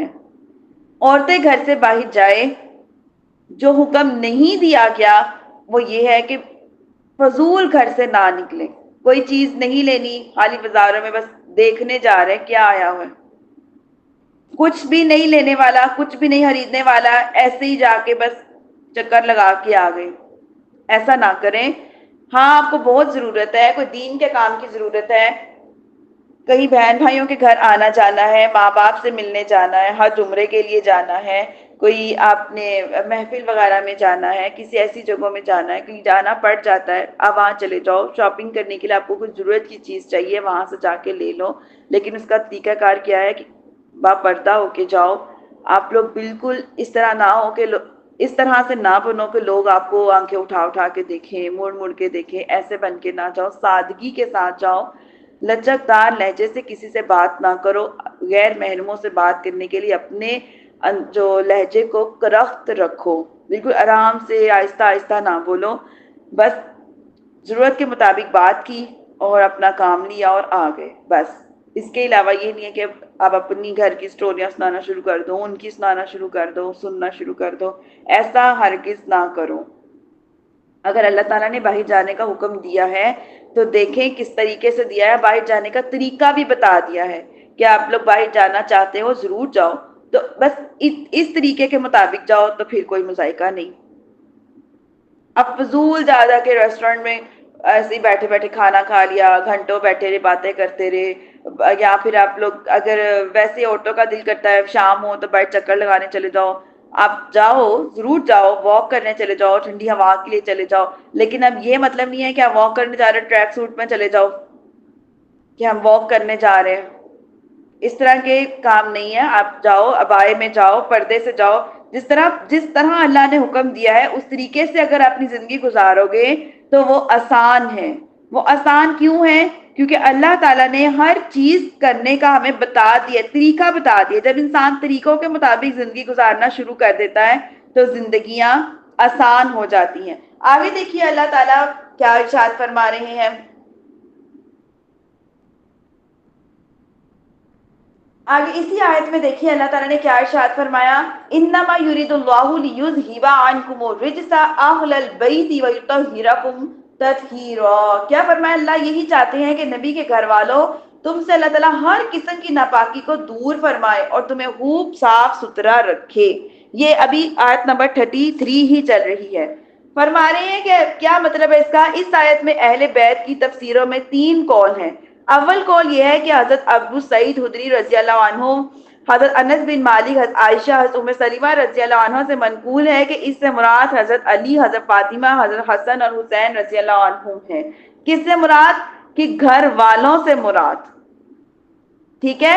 کہ جہاں پہ اللہ نے فرمایا نا اے رسول کے گھر والوں، تو یہاں پہ گھر والوں سے مراد ہو رہی ہے کہ اہل بیت کون ہے۔ تیسرا قول یہ ہے کہ حضرت ابن عباس رضی اللہ عنہ نے، حضرت اکرمہ نے کہا کہ اس سے مراد نبی کریم صلی اللہ علیہ وسلم کی ازواج مطہرات ہیں، اور یہ دوسرا قول تھا۔ تیسرا قول یہ ہے کہ ضحاک نے کہا کہ اس سے مراد آپ کے اہل اور آپ کی ازواج ہیں۔ فرماتے ہیں اور فرمایا تم میں سے ہر قسم کی نجاست دور فرما دے، یعنی گناہوں کو، برائیوں کی آلودگی سے حفاظت فرما دے، اور فرمایا تم کو صاف ستھرا پاکیزہ کر دے، یعنی ہر بری خواہشات، دنیا کی میل کچیل اور دنیا کی طرف رغبت سے تم کو دور رکھے، اور تمہارے دلوں میں بغل اور طمع نہ آنے دے، تم کو صحاوت اور اثار کے ذریعے پاک اور صاف رکھے۔ دیکھیں کسی چیز کا دل میں لالچ کا آ جانا، دنیا کی ہوس رکھنا، دنیا کی طمع رکھنا، خواہشات رکھنا، یہ مل جائے وہ مل جائے، تو اللہ تعالیٰ نے اپنے پیاروں کو اس چیز سے دور رکھا ہے۔ اس کا مطلب یہ ہے کہ یہ اچھی چیز نہیں ہے۔ تو اس کا مطلب یہ ہے کہ جب یہ اچھی چیز نہیں ہے، اللہ تعالیٰ نے اس کو پسند نہیں فرمایا، نبی کریم صلی اللہ علیہ وسلم نے اس کو پسند نہیں فرمایا، تو ضروری ہے کہ ہم بھی اس سے بچیں۔ اور کیا فرمایا کہ بخیل سے، بخل سے، بخل کیا ہوتا ہے؟ کنجوسی۔ کنجوسی کیا ہے؟ کنجوسی وہ ہے کہ جب آپ کو کسی چیز کی اشد ضرورت ہے، اشد ترین ضرورت ہے، اور آپ پھر بھی وہ نہیں لے رہے، اور آپ کے پاس پیسے بھی موجود ہیں، تو ایسا نہ کرو. اگر اللہ تعالیٰ نے آپ کو جتنی حیثیت دی ہے اس کے مطابق آپ اس پیسے کو استعمال کرو. اللہ تعالیٰ راضی ہوتے ہیں, خوش ہوتے ہیں. میں آپ کو یہاں پہ فضول خرچی کرنے کے لیے نہیں کہہ رہی, ضرورت کی بات کر رہی ہوں. ضرورت وہ چیز ہے جس کے بغیر انسان کا گزارا واقعی نہیں ہوتا. اب بہت زیادہ بخیل شخص کو اللہ نے ناپسند فرمایا ہے. اب اللہ تعالیٰ کی راہ میں پیسے دینے ہیں تو انسان سوچ سوچ کے اب یہ دوں کہ نہ دوں, اس کے بعد میرے پاس اتنے رہ جائیں گے, اس کے بعد اتنے رہ جائیں گے. اس چیز سے بھی اللہ نے منع فرمایا ہے. اگر آپ صاحب استطاعت ہو, بہت اچھی چیز خرید سکتے ہو, اچھا لباس پہننے کی استطاعت رکھتے ہو, اس کے باوجود آپ نہیں خریدتے, بہت کنجوسوں کی طرح کھانا پینا اپنا کرتے ہو, اپنا لباس اچھا نہیں ہے, آپ کا گھر بار میں کوئی اٹھنے بیٹھنے کی صاف ستھری اچھی جگہ نہیں ہے, تو ان چیزوں سے بھی اللہ نے منع فرمایا ہے. اللہ نے فرمایا جو چیزیں میں نے تمہیں عطا کی ہیں اس کو تم سلیقے طریقے کے ساتھ اسلام کے دائرے میں محدود رہتے ہوئے استعمال کرو تو اللہ تعالیٰ راضی ہوتے ہیں, خوش ہوتے ہیں, اور یہ اللہ تعالیٰ کا شکر ہے. اس سے ہم اللہ تعالیٰ کا شکر ادا کرتے ہیں, نہ کہ آپ بہت کنجوس بن جاؤ کہ کھانے پینے میں استعمال نہ کرو اور آپ جسمانی طور پہ بہت کمزور ہو رہے ہو. ایسا نہ کرو. حضرت امام مالک جو تھے وہ کیا, اللہ تعالیٰ نے ان کو بہت نوازا ہوا تھا, بہت ماشاءاللہ نوازا ہوا تھا. وہ کیا کرتے تھے, جب تہجد کی نماز پڑھتے تھے تو اپنا سب سے قیمتی لباس پہنتے تھے, سب سے قیمتی لباس پہن کے تہجد کی نماز پڑھتے تھے. جب وہ نماز پڑھ کے اللہ کا ذکر کر کے دعائیں کر کے اٹھ جاتے تھے اپنے جان نماز سے, تو سوٹ اتار کے اپنا لباس اتار کے ہدیہ کر دیتے تھے. کیوں؟ کیونکہ وہ فرماتے تھے, وہ کہتے تھے کہ رب تعالیٰ راضی ہوتے ہیں, خوش ہوتے ہیں. ایک تو وہ اس چیز سے کہ آپ جو پہنتے ہو وہی دوسروں کو دو, جتنا اچھا پہنتے ہو اتنا اچھا ہی دو. اب صاحب استطاعت ہو تو آپ دے سکتے ہو. دوسرا یہ کہ جب آپ اچھے اور صاف ستھرے اور کپڑے وغیرہ پہن کے اللہ تعالیٰ کے سامنے جاتے ہو تو اللہ پاک راضی ہوتے ہیں, کیونکہ یہ خاموش شکر ہوتا ہے کہ ہم اللہ تعالیٰ کا شکر ادا کر رہے ہیں. فرماتے ہیں اس آیت میں, اس سے پہلی آیت میں نبی صلی اللہ علیہ وسلم کی ازواج سے خطاب تھا. کیا تھا کہ یا نساء النبی لستن کاحد من النساء, یہ آیت نمبر 33 میں. اس سے پہلے یہ بات جو ابھی ہم کر چکے ہیں وہ گزری. اس کے بعد والی میں اللہ تعالیٰ نے کیا ارشاد فرمایا کہ وَاسْكُنَّ مَا يُتْلَ فِي بُيُوتِكُنَّ, کہ اپنے گھروں میں رہو. کیا ہے کہ یہاں اس سے تقاضا یہ کیا جاتا ہے کہ اس آیت میں نبی کریم صلی اللہ علیہ وسلم کی ازواج سے خطاب ہوا ہے. نیز قرآن مجید کی اسلوب میں بیت سے مراد جو ہے وہ بیت سکنا ہے, یعنی کہ جیسے کہ اللہ تعالیٰ نے سورۃ ہود کی آیت نمبر 73 میں ارشاد فرمایا. کیا ارشاد فرمایا؟ قَالُوا وَتَعْجَبِينَ من امر اللہ رحمت اللہ وبرکاتہ علیکم اہل البیت. فرشتوں نے کہا, سارا سے کہا کہ کیا تم اللہ کے کاموں پر تعجب کرتی ہو, اے اہل بیت تم پر اللہ کی رحمتیں اور برکتیں نازل ہوں. حضرت ابن عباس رضی اللہ عنہما سے بیان فرماتے ہیں کہ رسول اللہ صلی اللہ علیہ وسلم نے فرمایا, اللہ عز و جل نے مخلوق کی دو قسمیں اللہ تعالیٰ نے مخلوق کی دو قسمیں کی ہیں. ایک یہ کہ اللہ عز و جل نے مجھے تم سے ان میں سے بہترین قسم میں رکھا ہے. اللہ تعالیٰ نے فرمایا وَأَصْحَابُ الْيَمِينِ وَأَصْحَابُ الشِّمَالِ, یعنی دائیں ہاتھ والے بائیں ہاتھ والے. سو میں دائیں ہاتھ والوں میں ہوں, اور دائیں ہاتھ والوں میں جو سب سے بہتر ہے. پھر ان دو قسموں میں 3 قسمیں کی ہیں, اور فرمایا وَأَصْحَابُ الْيَمِينِ وَالسَّابِقُونَ وَالسَّابِقُونَ, سو میں سبقت لے کے جانے والوں میں یعنی سابقون میں سے ہوں, اور سابقین میں سب سے بہتر ہوں. پھر ان تیسری قسم کے قبائل بنائے اور پھر مجھے سب سے بہتر قبیلے میں رکھا. اس کا ذکر اس آیت میں ہے, سورۃ حجرات کی آیت نمبر 13 میں. اللہ تعالیٰ ارشاد فرماتے ہیں وَجَعَلْنَاكُمْ شُعُوبًا وَقَبَائِلَ وَلِتَعَارَفُوا إِنَّ أَكْرَمَكُمْ عِندَ اللَّهِ أَتْقَاكُمْ, بس تم کو مختلف گروہوں اور قبائل میں رکھا تاکہ تمہاری پہچان ہو. اللہ کے نزدیک تم میں سے سب سے مکرم وہ ہے جو سب سے زیادہ متقی ہو. پھر ان قبائل کو گھروں میں تقسیم کیا اور مجھے سب سے بہتر گھر میں رکھا, اور اس کا ذکر اس آیت میں انما یرید اللہ لیذھب عنکم الرجس اہل البیت ویطہرکم تطہیرا, جس کی ابھی ہم تفصیل پڑھ رہے ہیں. یعنی کہ پس میں اور میرے اہل بیت گناہوں سے پاک ہوں. یعنی کہ جیسے ابھی جس کی ہم ابھی تفصیل پڑھ رہے ہیں نا, کہ اللہ تعالیٰ نے کیا فرمایا کہ میں تمہیں میں نے تم سے ہر چیز کو دور کر دیا ہے، ہر قسم کی چیز کو دور، بخل سے دور کر دیا، طمع سے دور کر دیا، اور تمہیں پاک صاف ستھرا رکھوں۔ اکرمہ بیان کرتے ہیں کہ حضرت ابن عباس رضی اللہ عنہ سے روایت ہے، یعنی آیت نمبر 33 بالخصوص یہ نبی صلی اللہ علیہ وسلم کے ازواج کے متعلق نازل ہوئی۔ اکرمہ نے کہا جو شخص چاہے میں اس سے اس بات پر مباہلہ کر سکتا ہوں، یہ آیت نبی کریم صلی اللہ علیہ وسلم کے ازواج کے متعلق نازل ہوئی۔ یہ نبی کریم صلی اللہ علیہ وسلم کے ازواج اور اہل بیت کے متعلق ہی آیت جو ہے یہ نازل ہوئی ہے۔ حضرت جابر رضی اللہ عنہ بیان فرماتے ہیں کہ میں نے رسول اللہ صلی اللہ علیہ وسلم کو آپ کے حج کے موقع پر دیکھا، آپ اپنی اونٹنی القصوہ پر سوار خطبہ دے رہے تھے۔ آپ صلی اللہ علیہ وسلم نے فرماتے ہیں اے لوگوں، میں نے تم میں دو ایسی چیزیں چھوڑ دی ہیں، اگر تم نے اس کو پکڑ لیا تو تم کبھی بھی گمراہ نہیں ہوگے۔ وہ کون سی چیز ہے؟ پہلی چیز ہے کتاب اللہ یعنی قرآن مجید، اور دوسری چیز ہے میری اولاد، میرے اہل بیت۔ یہ ترمذی شریف کی بھی ہدایت ہے، یعنی کہ اللہ تعالیٰ کی کتاب یعنی قرآن مجید۔ اب ہم اس کو بہت تفصیل سے کھول کھول کے پڑھ رہے ہیں، ترجمے کے ساتھ پڑھ رہے ہیں، تفسیر کے ساتھ پڑھ رہے ہیں، اور کیا ہے کہ ہم اس میں اپنی دنیاوی مثالوں کو بھی شامل کر رہے ہیں تاکہ اس کو سمجھنا، زندگیوں میں لانا ہمارے لیے نہایت آسان ہو۔ تو میں یہ بات پہلے بھی کر چکی ہوں، اگر آپ قرآن مجید میں کسی بھی چیز پر، کوئی ایک چیز پر بھی عمل کر لیں گے تو آپ کے لیے دنیا آخرت کے لیے وہ کافی ہو جائے گی۔ یعنی قرآن ایک ایسی چیز ہے کہ اللہ تعالیٰ فرماتے ہیں کہ اس کی رسی کو مضبوطی سے تھامے رکھو، یعنی کہ اس کے ساتھ آپ لوگ جڑے رہو، کسی نہ کسی طریقے سے جڑے رہو۔ کبھی تجوید پڑھ رہے ہو، کبھی تفسیر پڑھ رہے ہو، کبھی ترجمہ پڑھ رہے ہو، اس کے طالب علم آپ بنے رہو ہمیشہ۔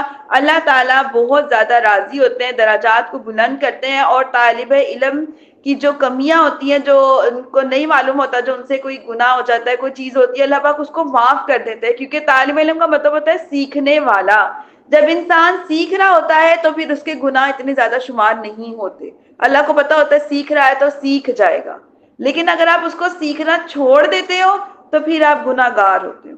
اس لیے کسی نہ کسی درجے سے، کسی نہ کسی جو ہے پوائنٹ سے آپ اس کتاب کے ساتھ جڑے رہو۔ خود تو آپ گھروں میں پڑھتے ہی رہو گے، پڑھتے ہی ہیں، اور انشاءاللہ تعالیٰ پڑھتے رہیں گے، لیکن آپ اس کو سیکھنے سکھانے کا جو سلسلہ ہے اس کو کبھی بھی ترک نہ کریں، کسی نہ کسی درجے سے اس کے ساتھ جڑے رہیں۔ اس کے ساتھ جڑنے کی بہت ساری برکات ہیں، کیونکہ اس کے ساتھ جڑے رہنے سے انسان کبھی بھی ہلاک نہیں ہوتا، کچھ نہ کچھ زندگی میں شامل ہو ہی جاتا ہے۔ کوئی بھی 100 میں سے 4-5 باتیں انسان کی زندگی میں آ جاتی ہیں، اور جب 4-5 بھی اچھی پازیٹیو باتیں آ جائیں گی قرآن کے مطابق تو ہمارے لیے زندگی کو گزارنا نہایت آسان ہو جائے گا۔ فرماتے ہیں نبی صلی اللہ علیہ وسلم کے لیپالک حضرت عمر بن نبی سلیمہ رضی اللہ عنہ روایت کرتے ہیں کہ رسول اللہ صلی اللہ علیہ وسلم پر یہ آیت حضرت ام سلیمہ کے گھر پر نازل ہوئی۔ کون سی؟ آیت نمبر 33 جو ابھی ہم پڑھ رہے ہیں، یعنی کہ اللہ کے رسول کے گھر والوں، اللہ صرف یہ ارادہ فرماتا ہے کہ تم سے ہر قسم کی نجاست کو دور رکھے اور تم کو خوب صاف ستھرا اور پاکیزہ رکھے۔ نبی صلی اللہ علیہ وسلم نے حضرت فاطمہ، حضرت حسن، حضرت حسین رضی اللہ عنہ کو بلوایا اور ان سب کو ایک چادر میں ڈھانپ لیا۔ پھر حضرت علی رضی اللہ عنہ آپ کی پشت کے پیچھے تھے، پس آپ نے ان کو بھی اس چادر سے ڈھانپ لیا، پھر کہا اے اللہ یہ میرے اہل بیت ہیں اور ان سے ہر قسم کی نجاست کو دور رکھنا، ان کو پاک اور صاف رکھنا۔ اور حضرت ام سلیمہ رضی اللہ عنہ نے کہا یا رسول اللہ صلی اللہ علیہ وسلم آیا میں بھی آپ کے ساتھ ہوں؟ آپ صلی اللہ علیہ وسلم نے فرمایا تم اپنے مقام پر ہو اور تم میری طرف منسوب ہو، نیک ہو۔ دوسری روایت میں یہ ہے کہ تم پر خیر ہو۔ یہ ترمذی شریف کی ہدایت ہے، یعنی کہ حضرت عائشہ، فاطمہ رضی اللہ عنہ، حضرت حسین رضی اللہ عنہ، حضرت علی رضی اللہ عنہ اور نبی کریم صلی اللہ علیہ وسلم، یہ 5 جو ہیں یہ نبی کریم صلی اللہ علیہ وسلم کے اہل بیت ہیں، اور انہی کو ہی پنجتن پاک بھی کہا جاتا ہے۔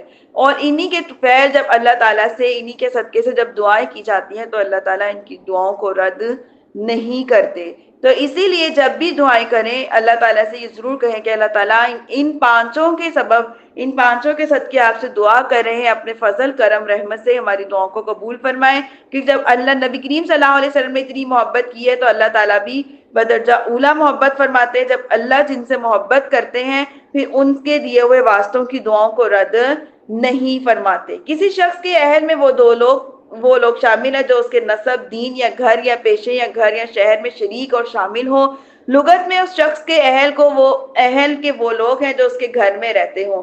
پھر مجازن وہ لوگ اس کے نسب میں شریک ہوں اور ان کو بھی اس کے اہل کہا جاتا ہے.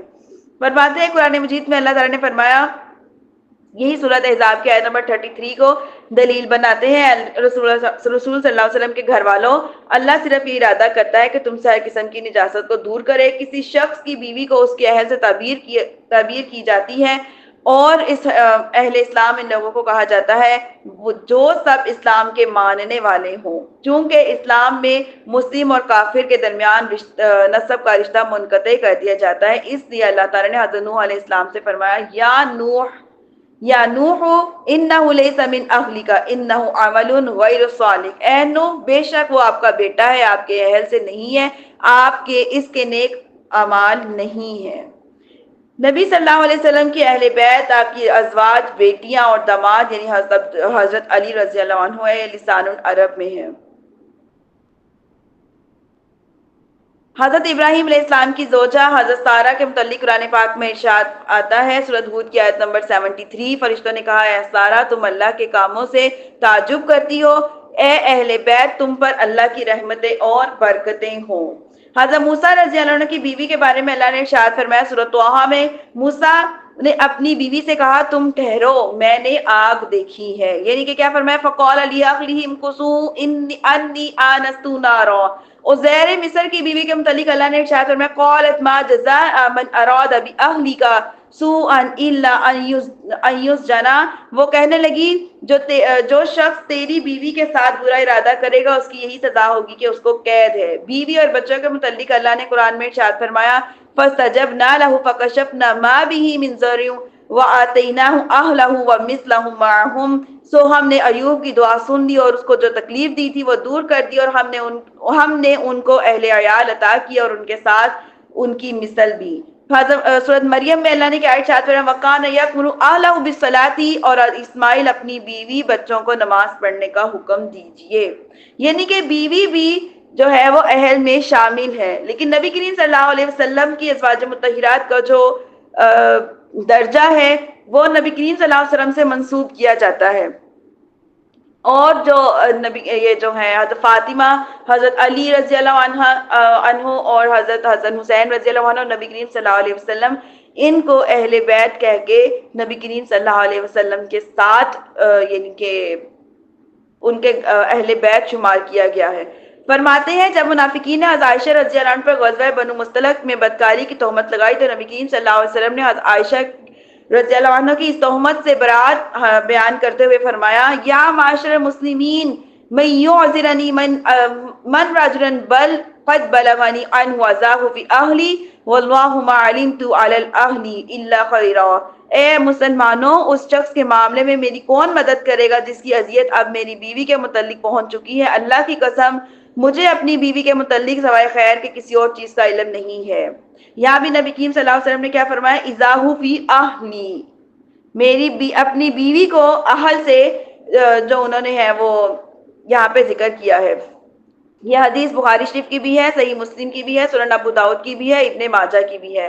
حضرت ابن عباس رضی اللہ عنہ بیان فرماتے ہیں کہ رسول اللہ صلی اللہ علیہ وسلم نے فرمایا، اگر تم میں سے کوئی شخص اپنے اہل یعنی بیوی کے عمل سے زوجیت کرتے ہوئے یہ دعا کرے، بسم اللہ، اے اللہ شیطان کو ہم سے دور رکھ، اور اسے جو بھی اللہ پاک اولاد عطا کرے گا وہ شیطان سے دور رہے گی، اور ان کے لیے جو بچہ مقدر کیا جائے گا وہ شیطان کے اس کو شیطان بھی ضرر نہیں پہنچائے گا. یہ بخاری شریف کی بھی حدیث ہے، مسلم شریف کی بھی ہے، ابو داؤد کی بھی ہے، ترمذی شریف کی بھی ہے، سنن کبریائی کی بھی ہے، ابن ماجہ کی بھی ہے. اس طرح صحیح مسلم کی حدیث کے حوالے سے یہ حدیثیں گزر چکی ہیں کہ حضرت زید بن ارقم رضی اللہ عنہ نے کہا کہ ازواج مطہرات بھی اہل بیت سے ہیں، لیکن ان اہل بیت میں سے نہیں ہے جن پر صدقہ حرام ہے، اور جن پر صدقہ کرنا حرام ہے وہ اہل بیت ہیں، جیسے کہ آل علی، آل عقیل، آل جعفر، آل عباس وغیرہ. اس وضاحت سے ان حدیث سے یہ پتہ چلتا ہے کہ جن میں سے بعض میں ہے کہ رسول اللہ صلی اللہ علیہ وسلم نے حضرت ام سلیمہ سے فرمایا تم اپنی جگہ پر غیر میں ہو یعنی اہل بیت میں سے نہیں ہو، بعض میں ہے کہ تم اہل بیت میں ہو یعنی اس اہل بیت میں سے نہیں ہو جس پر صدقہ حرام ہو، مطلقاً اہل بیت میں سے ہو.